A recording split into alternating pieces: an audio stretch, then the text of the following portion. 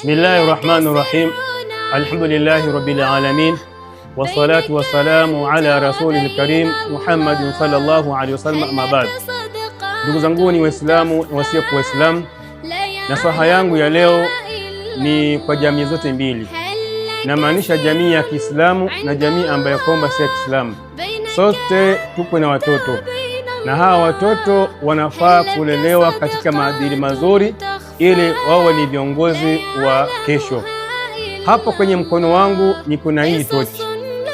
Hii tochi hii iko na madhara makubwa sana katika mwili wako. Madhara yake ni kwamba mwangaza wake ni mkali sana, na huu mwangaza unaweza kufanya wewe kwa kipofu.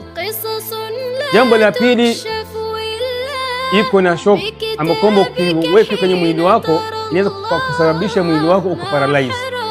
Na la tatu, inaweza ikaua mtu. Kuna habari ambayo tuliletewa wiki iliyopita, kuna watoto wawili Nairobi hapo wamefariki kwa sababu ya hii tochi. Lengo la hii tochi ni kwamba ni self defense, lakini sasa imekuwa ni kama ndio mchezo ambao watu wetu wanachezea katika nini, katika jamii, wanakimbizana nayo pasina kujua madhara yake makubwa ya hii tochi.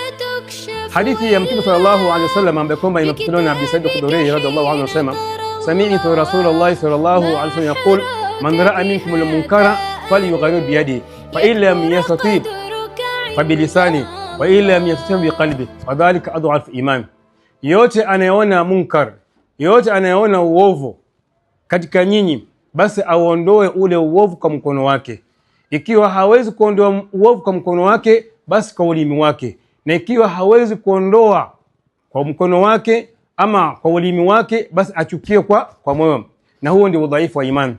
Lakini mimi nasema hivi, sisi tunaweza kuondoa huu uovu kwa mikono zetu ama kwa ndimi zetu. Ikiwa umeona uovu kama huu, umeona kuna mtu ambaye kwamba anauza, mwendee mwambie, bwana, hii tochi haifai kuuza kwenye watoto kwa sababu iko na madhara yake. Usiogope mtu. Na kama wewe mwenyewe pia unauza na ulikuwa hujui madhara yake nini kwa jamii, tafadhali tunakuomba kwamba usiuze hii tochi, kwa sababu utakuwa unadhurisha mujtama ama jamii kwa jumla. Assalamu alaikum warahmatullahi wabarakatuh.